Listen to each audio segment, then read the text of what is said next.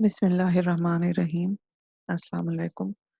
आज हम जो टॉपिक डिस्कस करेंगे वो है फंक्शंस का डिस्क्रीट मैथमेटिक्स में। तो स्टार्ट करते हैं फंक्शंस। इससे पहले हमने रिलेशंस पढ़े हैं, तो फंक्शन भी एक स्पेशल टाइप ऑफ रिलेशन ही होता है। तो इसकी दो करेक्टरिस्टिक्स होती हैं या दो प्रॉपर्टीज अगर रिलेशन में हो तो हम उसे फंक्शन कह सकते हैं। वो क्या है? पहली जो है वो ये है कि no two discrete order pair in F have the same element. ठीक है, every element of X is the first element of some order pair of F। जी, तो इसको अंडरस्टैंड करने के लिए मैं आपको थोड़ी सी एक एग्जांपल की हेल्प लेती हूँ और आपको इसके बारे में बताती हूँ। जी, ये हमारे पास एक एक्सरसाइज है, एक क्वेश्चन है, which is the relation define function from X. जी, जैसे कि हमने इसके दो प्रॉपर्टीज अभी पढ़ी हैं कि इसका जो एक्स के जो एलिमेंट्स हैं, एक्स के जो हमारे पास एलिमेंट्स गिवन हैं वो जो हैं वो एलिमेंट्स जैसे कि 2, 4 और 5 ये लाजमी होने चाहिए। एक हमारी प्रॉपर्टी थी और दूसरी हमारी प्रॉपर्टी थी कि वो उसमें रिपीट भी नहीं होना चाहिए, राइट। तो अब हम अपने वन बाय वन जो है इन रिलेशंस को जो हमें 3 दिए गए हैं इनको चेक करते हैं कि इनमें से कौन सा आर जो है वो हमारा फंक्शन है, कौन सा रिलेशन फंक्शन की प्रॉपर्टीज भी रखता है। तो फर्स्ट रिलेशन को अगर आप चेक करें तो उसमें जो 2 है, आपको पता है जब कार्टेशियन प्रोडक्ट लेते हैं तो उसमें दो सेट्स का जब कार्टेशियन प्रोडक्ट होता है तो first element of X and second element of Y लिया जाता है, ठीक है। तो फर्स्ट एलिमेंट जो है हमारे पास वो यहाँ पर 2 है जो कि एक्स का एलिमेंट है, तो ये यहाँ पर हमारे पास है। ठीक हो गया। और दूसरा एलिमेंट अगर दूसरे हम ऑर्डर पेयर का एलिमेंट देखें तो उसमें भी 4 दिया गया है, यानी कि 2 और 4 रिपीट नहीं हुए, तो एक प्रॉपर्टी को तो ये फुलफिल करता है। सेकंड अगर हम फंक्शन को देखें तो सॉरी रिलेशन को देखें तो उसमें 2 है, 4 है, फिर 4 है। जैसे ही 4 रिपीट हुआ तो हम अभी से कह सकते हैं कि ये उसकी जो फर्स्ट प्रॉपर्टी थी कि फर्स्ट एलिमेंट जो है ऑफ एक्स वो रिपीट नहीं होंगे, वो एक दफ़ा ही स्टार्ट में आएगा। दो सेकंड थर्ड को अगर आप R3 को हम देखें तो उसमें फर्स्ट जो है वो 2 है, फिर जी हमारे पास 4 है और फिर हमारे पास 5 है। जी, तो ये उसकी प्रॉपर्टी को फुलफिल करता है जो कि अभी हमने देखा है अपना फंक्शन का जो हमने।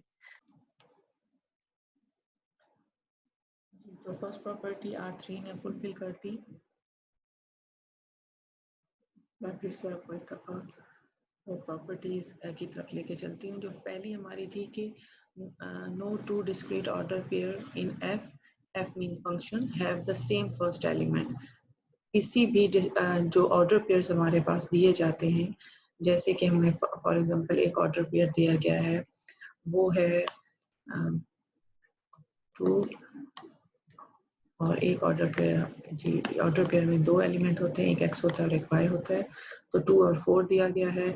तो no two discrete order pair in F have the same first element. अगर यहाँ पर 2, 6 आ जाता है तो आप देखें ये उसकी फर्स्ट प्रॉपर्टी को फुलफिल नहीं करता। इनके जो फर्स्ट एलिमेंट्स हैं ये रिपीट हो रहे हैं, इसका मतलब है ये फंक्शन नहीं है, एक चीज। दूसरी थी कि every element of X is the first element of the order. हमेशा एक्स का जो एलिमेंट है वो first, X is the first element of some order pair. जो भी ऑर्डर पेयर आपके पास आते हैं, आपको पता है कि जब हम एक ए क्रॉस बी लेते हैं तो उसमें हमारे पास काफ़ी सारे ऑर्डर पेयर्स आ जाते हैं, सबसेट्स आ जाते हैं। तो उनमें से जो भी सबसेट्स का कॉम्बिनेशन सिलेक्ट होता है फॉर द रिलेशन, अगर उसमें every element of X is the first element of order pair होना लाजमी है, तब हम उसे कहेंगे कि वो फंक्शन है।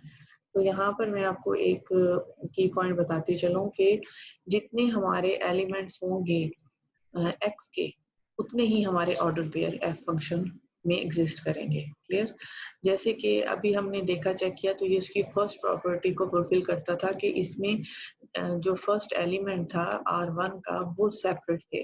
बट अगर उसकी दूसरी प्रॉपर्टी को देखें जो कि थी कि उसके तमाम एलिमेंट्स फर्स्ट एलिमेंट होंगे रिलेशन में, तो देखिए इस पॉइंट से ये 5 यहाँ पर एग्जिस्ट नहीं करता। इसका मतलब है ये एक प्रॉपर्टी तो रखता था फंक्शन की बट सेकंड को फुलफिल नहीं करता, तो R1 भी फंक्शन नहीं है और इसको हम ऑलरेडी कह चुके हैं कि ये फंक्शन नहीं है, तो इसको भी क्रॉस हम लगा चुके थे। जो थर्ड वन था ये फर्स्ट प्रॉपर्टी को फुलफिल कर रहा था कि इसके तमाम जो एलिमेंट थे फर्स्ट वो एक दूसरे से मुख्तलिफ थे, और दूसरी प्रॉपर्टी के जितने एलिमेंट्स ऑफ एक्स हैं वो फर्स्ट एलिमेंट ऑफ रिलेशन हो तो वो फंक्शन होगा, तो यस वो भी फुलफिल होता है। तो इस 3 रिलेशन में हमारे पास जो फंक्शन का रिलेशन है वो R3 जो है वो बनता है। ठीक हो क्या जी? अब हम इसकी एरो डायग्राम को देख लेते हैं। जो इसकी एरो डायग्राम होगी वो बहुत सिंपल है उसको चेक करना। वो किस तरीके से कि इसके तमाम एलिमेंट्स जो x के हैं उसमें से एक एरो जो है वो आपकी जाएगी y की तरफ। किसी भी फर्स्ट एलिमेंट ऑफ x में से एक से ज्यादा एरोज नहीं जाएंगे। जैसे कि इधर आपके सामने है कि x में से a, b और c में से एक एक एरो जा रही है y की तरफ, तो हम इसको कहेंगे कि ये फंक्शन की एरो डायग्राम है।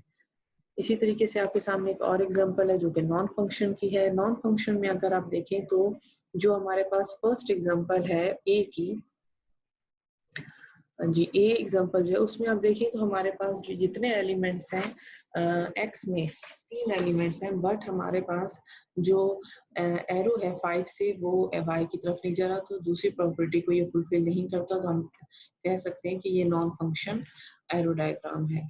और सेकंड को चेक करें तो इसमें से भी 2 में से तो एक एरो जा रहा है, 5 में से भी एक, बट 4 में से 2 एरो जा रहे हैं और ये उसकी फर्स्ट प्रॉपर्टी को फुलफिल नहीं करता, जिसमें था कि ऑर्डर पेयर जो होगा उसका फर्स्ट एलिमेंट रिपीट नहीं होगा, तो यहाँ पे रिपीट हो जाएगा, जिससे हम कह सकते हैं कि ये भी जो है फंक्शन की एरो डायग्राम नहीं है।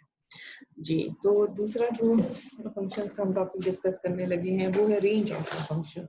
रेंज ऑफ द फंक्शन जो है, जैसे कि मैंने आपको रिलेशन में डोमेन और रेंज बताया था, बिल्कुल वैसा ही है।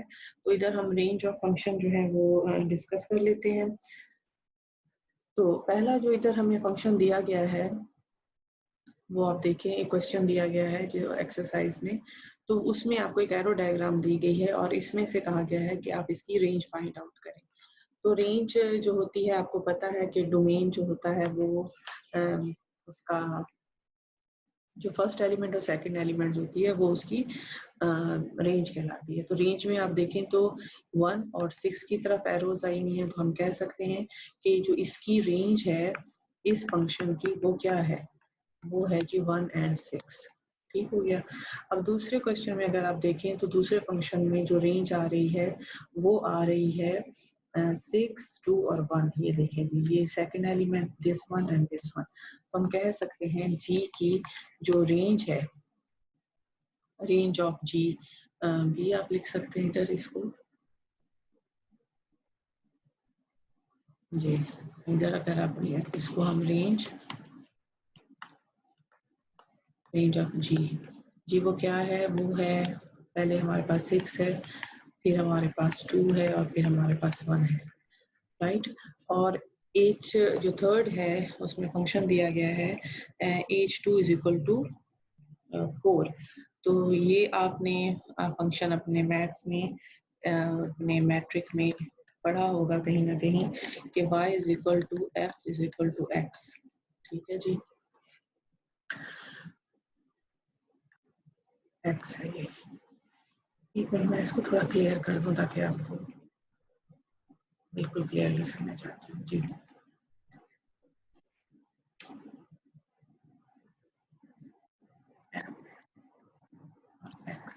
क्लियर। अब अगर आप अपने क्वेश्चन 3 को की तरफ देखें तो ये एज का फंक्शन है और ये x की वैल्यू दी गई और ये 4 जो है ये आपकी y की वैल्यू है। तो इस एतबार से आप इसको फिल करें और आपके पास जो है आपकी डोमेन और रेंज की वैल्यूज जो है वो आ सकती हैं। अब यहाँ पर हमारे पास 4 है, यहाँ पे हमारे पास 1 है, तो जो y होगी वो हमारी रेंज होगी। तो इस क्वेश्चन में भी जो हमारे पास रेंज आ जाती है वो क्या आ जाती है, 4 रिपीट हो रहा है और 1। यस, तो 4 and 1 हमारी रेंज है। क्वेश्चन नंबर ये जो 3 हमें यहाँ पे दिया गया, यहाँ पर इसके सॉल्यूशंस दिए गए हैं और ये जो रेंज ऑफ g है इसमें इसको ऑर्डरिंग करके 1 to 6 लिख दिया है। ये भी ठीक है, या 6 to 1 ही रहने दें तो भी ठीक है, इसमें कोई मतलब कोई ये मुख्तलिफ नहीं है दूसरे से। ओके जी, अच्छा जी, एक और बात मैं यहाँ पे थोड़ी सी आपको साथ डिस्कस करती जाऊँ, बल्कि रिवाइज कराती जाऊँ। अगर हम एक जी की एग्जांपल ले लेते हैं जहाँ पे जी है, अगर इस हमें यहाँ पे सिर्फ रेंज पूछा गया, अगर डोमेन पूछी जाती तो हम क्या लिखते हैं? अगर इसकी हमसे डोमेन का हमें कहें तो डोमेन ऑफ जी क्या आएगी जी? इसमें 2 आ जाएगा और 4 आ जाएगा। ठीक है, तो डोमेन भी पूछी जा सकती है, लेकिन यहाँ पर हमने रेंज डिस्कस किया है। तो नेक्स्ट चलते हैं। नेक्स्ट में हमारे पास ग्राफ फंक्शन है। ग्राफ फंक्शन हमारे इसी का कि ग्राफ किस तरीके से हम ड्रॉ करेंगे अपने फंक्शंस के लिए, तो वो यहाँ पर है। एक एग्जांपल के थ्रू मैं आपको बताती हूँ कि इसमें जो मैं दिया गया है क्वेश्चन वो है कि ग्राफ ऑफ फंक्शन कौन सा है, y is equal to X square, और x एंड y को जो है वो रियल नंबर्स हैं। ठीक है जी, तो रियल नंबर्स है हमारे पास, तो उस रियल नंबर को माइंड में रखते हुए यहाँ पर एक टेबल ड्रॉ किया गया है जो कि आप ड्रॉ कर सकते हैं। पहले x को कुछ वैल्यूज दे दी गई हैं रियल नंबर्स, और उसी को फिर आपने अगर इस फंक्शन में पुट करके आपके पास फर्दर ये वैल्यूज आ जाती हैं। अच्छा जी, जब इसका ग्राफ ड्रॉ करेंगे तो आप नोट करेंगे कि हमारे पास x एक्सिस होता है और y एक्सिस होता है। ठीक है, ये यहाँ पे 0 होता है, यहाँ पर जो वैल्यूज होती हैं ये x एक्सिस होता है, आपको पता होगा। यहाँ पर जो x एक्सिस होता है यहाँ पर वैल्यूज माइनस में चलती हैं और यहाँ पर 0। इसी तरीके से जो y एक्सिस ऊपर की तरफ जाता है एरो की तरफ, वो पॉजिटिव होता है, और y जो नीचे की तरफ जाएगा वो नेगेटिव होगा। तो क्योंकि रियल नंबर्स हैं तो हमारे पास यहाँ पर जो क्वेश्चन है उसके अकॉर्डिंग हमारे पास y सारा पॉजिटिव है, यानी कि वैल्यूज आपकी ऊपर की तरफ ही जाएंगी। और जो x है उसमें पॉजिटिव और नेगेटिव दोनों वैल्यूज आ रही है, यानी कि वो आपके right hand and left hand दोनों साइड पर आपकी वैल्यूज मूव करेंगी। तो मैंने आपको जब स्टार्ट में रिलेशंस बताया था, रिलेशंस में मैंने आपको एक चीज जब ग्राफ का डिस्कस किया था तो एक्स एंड वाई की पॉइंटिंग किस तरीके से की जाती है वो समझाया था। बिल्कुल वैसे ही यहाँ पे हम करेंगे। जो हमारे पास एक्स की वैल्यू में एक दो पॉइंट आपको लगा के समझाती हूँ कि हमारे पास इधर एक्स की वैल्यू है वो है -3। तो पहले हम यहाँ पर कुछ वैल्यूज पुट कर लेते हैं जो कि हमारे पास पॉजिटिव 0, 1, 2 एंड 3 तक है। 0 ये हो गया, यहाँ पर 1 लिख देते हैं, यहाँ पे 2 लिख देते हैं, यहाँ पे 3 लिख देते हैं। इसी तरीके से यहाँ पर 1 लिख देते हैं, -2 लिख देते हैं, ये -1 है और ये -3 लिख देते हैं, राइट। क्योंकि हमारे पास y की वैल्यू सिर्फ पॉजिटिव में है और 0 से 9 तक ग्रो कर रहा है, तो हम इधर कुछ पॉइंट्स लगा देते हैं और उनको फिर वैल्यूज दे देते हैं जी। इसको 1, 2, 3, 4, 5, 6, 7, 8, 9 जी। ये ग्राफ बहुत अच्छे और पेपर पे स्केल के साथ बहुत अच्छे से ड्रॉ किए जा सकते हैं। इधर ये थोड़ा सा नंबरिंग और उसमें सीक्वेंस जो है थोड़ा सा डिस्टर्ब हो रहा है, बट आपको मैं समझाने के लिए इसलिए ड्रॉ कर रही हूँ। तो जी हम अब इसका फर्स्ट पॉइंट जो है -3x का, यानी कि हम माइनस साइड पे जाएंगे, इस साइड पे जाएंगे। ओके, तो ये -x है, तो माइनस की तरफ जाएंगे -3, यानी कि यहाँ पे, और 9 यानी कि यहाँ पे y पॉजिटिव है, यहाँ पर भी y पॉजिटिव, y नेगेटिव हुआ तो ये नीचे की तरफ जाएगा, पॉजिटिव है तो यानी कि यहाँ एक पॉइंट बनेगा। ओके, इसी तरह से -2 एंड 4, -2 ये है और 4 हमारे पास, ये एक पॉइंट यहाँ बनेगा। फिर इसी तरीके से दूसरा आपके पास है -1 एंड +1। ठीक है, तो -1 और +1 अगर आप यहाँ देखें तो ये यहाँ पे बनेगा। इसी तरीके से आपके ये सारे पॉइंट्स बनेंगे और आपके जो ग्राफ है वो कुछ यूं यू शेप में ड्रॉ हो जाता है, जैसे कि यहाँ आपके सामने एक क्लियर ग्राफ बना हुआ है। ठीक है, बिल्कुल उसी तरीके से यहाँ पे पॉइंटिंग की गई है और वही उन्हीं पॉइंट्स को सिलेक्ट किया गया है, और फिर क्योंकि रियल नंबर है तो वो एक कंटिन्यूअस ग्राफ बनेगा, तो ये कंटिन्यूअस एक लाइन लग जाती है। ठीक हो गया? तो इस तरीके से आप अपना ग्राफ ड्रॉ कर सकते हैं किसी फंक्शन का। अच्छा, ये फंक्शन का जो वर्टिकल लाइन टेस्ट है वो क्या होता है, जिससे पता चलेगा कि ये जो हमारा ग्राफ है ये किसी फंक्शन का ग्राफ है। वो कुछ यूँ है कि जैसे जब आपका ग्राफ ड्रॉ हो जाए, जैसे अभी हमारे पास एक ग्राफ ड्रॉ हुआ, वो इस शेप में था, और आप इसमें वर्टिकल एक लाइन ड्रॉ करेंगे, जैसे कि यहाँ पर एक लाइन डॉटेड ड्रॉ की गई है, और वो अगर आपकी जो ग्राफ की लाइन है उसको एक दफा टच करती है, वन टाइम टच करती है, दैट्स मीन वो जो आपका ग्राफ बना है वो फंक्शन का है। मतलब more than one time touch नहीं करना चाहिए, अगर वो मोर देन वन टाइम करेगा तो वो फंक्शन का ग्राफ नहीं होगा। थोड़ा सा मैं आपको इधर एक समझाने के लिए बता दूं कि वो कैसे हो सकता है। जैसे कि फॉर एग्जांपल मैं अगर ये ग्राफ ड्रॉ करती और उसकी शेप कुछ यूं बनती, मतलब कुछ वैल्यूज ऐसी होती कि वो शेप कुछ यूं बना लेता, और मैं इस पे वर्टिकल टेस्ट करती, तो अब ये देखें यहाँ उसने इंटरसेक्ट किया, यहाँ किया, तो अब मैं कह सकती हूँ कि ये फंक्शन का नहीं हो सकता, ये ग्राफ फंक्शन का नहीं हो सकता, क्योंकि वर्टिकल टेस्ट में वो फुलफिल नहीं हुआ, उसको दो जगह पर उसने इंटरसेक्ट किया है, या कि यहाँ पर इंटरसेक्ट एक जगह पे किया है जो कि ये है, तो हम कह सकते हैं कि ये जो है हमारा फंक्शन का ग्राफ है। जी, तो अब हमारे पास एक और एग्जांपल है। वो एग्जांपल क्या है कि हमने बताना है, एरो डायग्राम से हम ये बनाएंगे कि ये फंक्शंस हैं कि नहीं, मतलब कौन कौन से फंक्शंस हो सकते, find all the functions from X to Y. अब हमारे पास कितने एलिमेंट हैं एक्स के, हमारे पास देख लेते हैं हम कितने फंक्शंस बना सकते हैं। जी, तो हमारे पास कितने एलिमेंट्स हैं, दो एलिमेंट्स हैं एक्स के, तो एक ओवल यहाँ बना लेते हैं, उसमें लिख लेते हैं ए और बी, एक ओवल यहाँ बना लेते हैं, उसमें लिख लेते हैं यू और वी।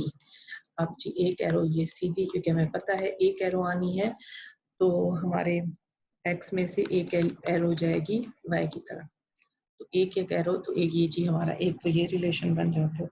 एक और रिलेशन हम यूँ भी बना सकते हैं, जैसे कि ये ए है, ये बी है, इसी तरीके से ये यू है, ये बी है, और हम कहें कि ये अब भी एक ही एरो गई है, तो ये भी उसकी एरो डायग्राम हो सकती है। एक ही एरो गई है अपना इसकी तरफ, वाई की तरफ।